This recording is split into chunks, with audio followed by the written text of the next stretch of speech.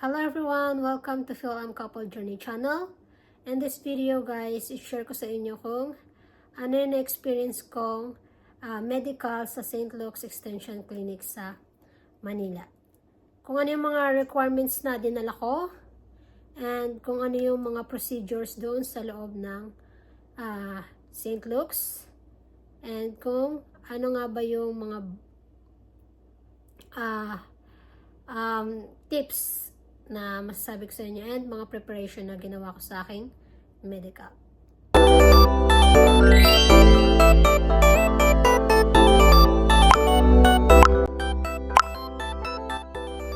Uumpisahan natin guys sa kung ano nga ba yung mga requirements na dinala ko.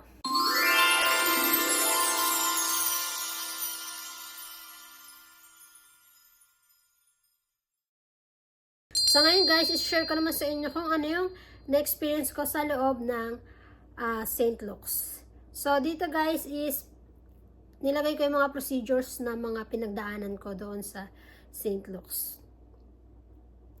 First day of my medical was August 9, 2024. So doon sa entrance bago pumasok, i-check ng guard yung mga requirements, especially DS-160 and passport. And after nun, tatatakan nila kayo sa inyong kamay. Sinyalis na, pwede na kayong pumasok. And doon sa pagpasok ko guys, pinaghintay lang ako saglit. And doon sa first procedure is yung photo room. And kinuha nilang aking mga requirements. And doon sa photo room kung saan ay pipicturean nila kayo. So, tips number 1, no, huwag kayong magsuot ng jewelry like earrings, necklace, or piercing dahil bawal siya sa loob ng photo room. And bawal din yung naka-sleeveless. And after nun, pinaproceed na ako sa data encoding and fingerprint scanning. Dito sa data encoding and fingerprint scanning, tinanong muna ako sa harap kung ano daw yung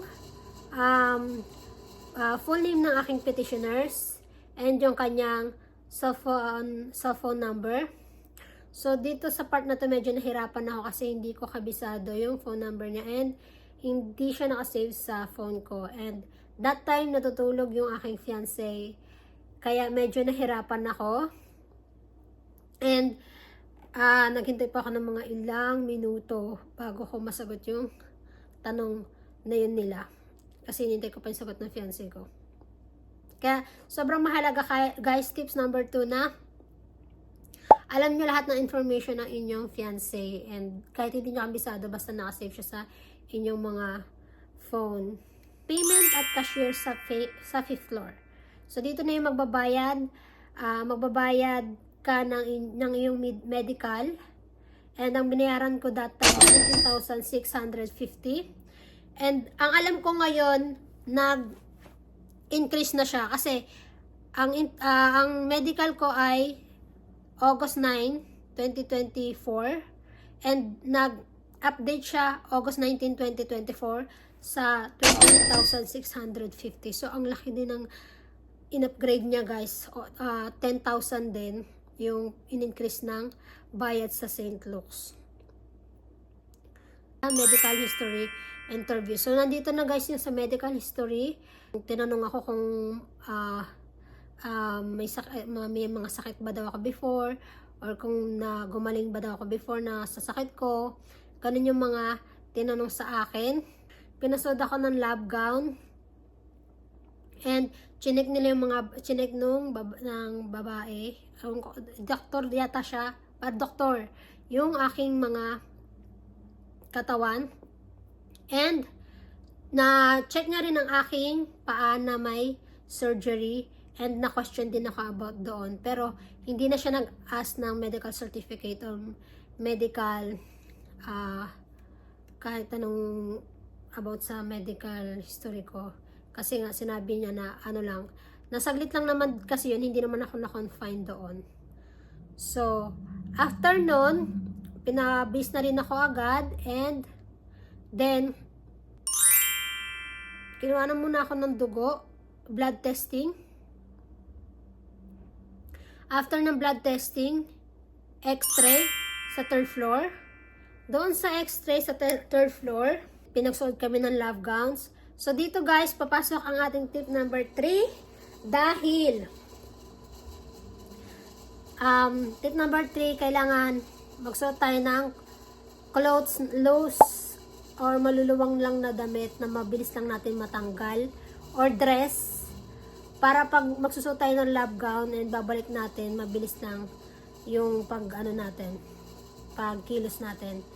Kasi meron part doon na meron akong kasabayan, and nauna ako sa kanya sa pila, pero nung pinapasok na ako, tapos pinapasok na rin siya, is nauna pa siyang natapos sa akin.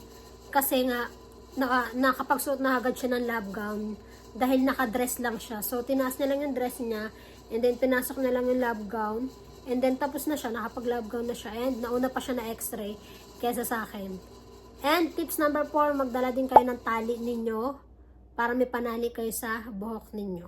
Mga physical examination, vital signs, height and weight measurement, and eye testing.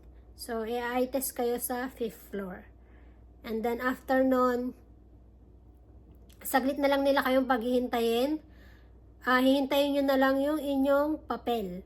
So, ito na yung tinawag na yung pangalan ko para sa papel na ibibigay sa akin, kung saan naka-indicate yung schedule kung kailan ako babalik. And dun sa papel na yon, color white siya. It means daw noon, ang sabi sa akin din ng mga iba kong kasama is cleared ka na sa medical. So, hindi ako sputum. Pass ako. Sabi kasi nila pag ibang color daw, yung matanggap mong papel, sputum ka. So, pag sputum ka, matatagalan ka pa sa iyong medical dahil kailangan mo mag-undergo ng sputum collection. And alam ko 2 to 3 months siya. Based sa mga nakilala kong sputum na nakausap ko. And yon yung, nung natanggap ko na yon, papabalikin ako August 12 kasi yung aking medical ay August 9, Friday, and weekends walang pasok sa St. Luke's. So, August 12, pinapabalik ako para sa aking second day, which is ang immunization. Ito na yung aking second day, which is ang immunization. Dito sa second day of my immunization is, hindi na kayo dadaan doon sa guard kung saan kayo dumaan sa unang araw ng medical ninyo. So, dadaan lang kayo doon sa harap na mismo. Ipapakita nyo na lang sa guard yung papel ninyo na for immunization na kayo, and then pinapasok na rin ako doon sa ground floor. And pinaghintay lang ako saglit. And after na akong pinaghintay, pinakit na rin ako sa taas for my immunization. And guys, doon sa immunization natin, doon ako naghintay ng matagal dahil 3.5 hours yung hinintay ko. So, hindi lang ako yung for immunization, doon marami kami. And matagal maghintay doon sa aming immunization. And then after nun, paghintay ko, tinawag na rin yung pangalan ko. And tinanong lang ako kung ano full name ko, age, and birthday. Yun lang yung tinanong sa akin. And then, tinurukan na ako. Binigyan ako ng 5 shots. And then after nun, pinalabas na din ako. Pinaghintay ako saglit. And pinababa na ako sa releasing section sa ground floor. Doon sa releasing section, hihintayin na natin kung ano yung mga yung medical, which is yung sealed brown envelope from St. Luke's. And after ng paghihintay ko doon, saglit lang, siguro mga 30 minutes lang ng paghihintay, binigay na rin ang aking medical. Tinawag na aking pangalan, and binigay ang aking medical. And dito sa aking pagtanggap ng aking medical is chinek ko lahat ng information, and yung address ko is nagkabaliktad siya. So, pinaulit ko pa siya. So, sinabi ko na, baka pwedeng paulit kasi yung address ko. Ayoko, kasi guys, kailangan nyo siyang i-check, which is ito, another tip na naman to, kailangan nyo i-check yung medical ninyo kung tama lahat ng information nyo, address, date, birth date, yung full name ninyo, kahit isa lang mawala dyan o may madagdag dyan, papalitan nyo na. Kasi papalitan naman nila yan kapag may namali dyan. Yun yung tip doon, i-double check nyo yung inyong documents bago kayo umalis sa St. Luke's. And after na palitan na yon is natapos na din ako. And so, ayun lang yung aking na-experience sa first and second day of my medical. So, dahil hindi ako sputum, 2 days lang siya and natanggap ko na yung brown sealed envelope ko. So, another tips is bring black ink ball pen. Mahalaga din siya kasi may mga fill upan kayo doon and hindi sila nagbibigay ng mga ball pen or nagpapera ng mga ball pen sa loob. Kasi in my part, nagdala ako ng 5 ball pen naman, pero may isa kasi nanghiram sa akin and hiniram niya yung ball pen ko na isa and hindi niya na nabalik yun. Tapos yung iba kong ball pen nahulog and hindi ko na alam kung saan napunta. Pero yung isa na hawak-hawak ko lang is buti hindi siya nawala and yun yung ginagamit ko. Sobrang importante siya para hindi na kayo ma-hassle manghiram-hiram if ever na yung iba walang ball pen, diba?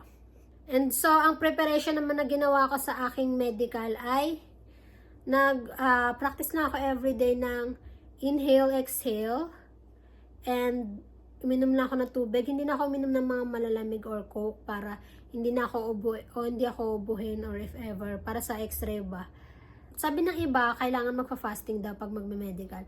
So, hindi naman siya nire-required na St. Luke's na mag-fasting kayo.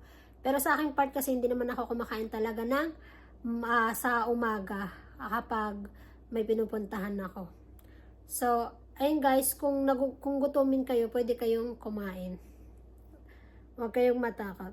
So, ayun lang, yung na-experience ko sa St. Luke's Extension Clinic na aking medical and ang aking mga requirements na dinala at kung ano yung mga tips na naibigay ko sa inyo and yung procedures sa loob ng St. Luke's Extension Clinic. Kung may karagdagan kayong impormasyon na hindi ko nasabi dito and alam niyo, guys, pwede niyo i-comments dito sa i-comment sa video para for more informations na rin sa ibang nangangailangan ng kasagutan sa kanilang mga katanungan. And kung nakatulong tong video na to, pwede kayong mag-like, share, and subscribe for more information about K1 visa filing.